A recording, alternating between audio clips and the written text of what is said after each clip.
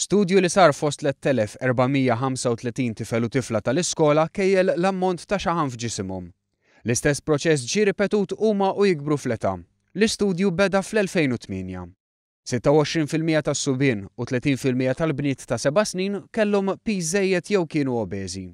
Meta kellhom 11-il sena, nofs is-subien u 44% tal-bniet kellhom piż żejjed jew kienu obeżi.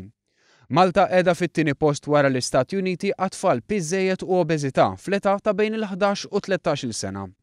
Fl-istess ħin 30% tal-Maltin ta' 15-il sena għandhom piż żejjed jew huma obeżi, l-ogħla rata fid-dinja.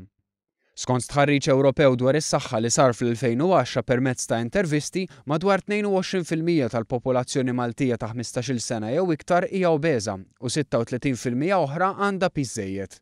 Imqabbla ma' stati membri fl-Unjoni Ewropea, Malta għandha l-ogħla rata ta' obeżità fost l-irġiel u t-tielet l-ogħla rata fost in-nisa. L-iktar irġiel obeżi għandhom bejn il-55 u l-64 sena. L-iktar nisa obeżi għandhom bejn il-65 u l-74 sena.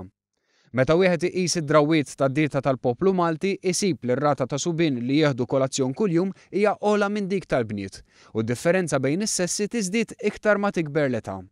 Min-naħa l-oħra l-konsum ta' soft drinks kuljum fost it-tfal tal-iskola Maltin kien għoli meta mqabbel ma' pajjiżi oħra. Kienu dawn ir-realtajiet u oħrajn simili li waslu biex nhar it-tlieta pajjiżna nieda pjan ta' azzjoni dwar in-nutrizzjoni u l-ikel.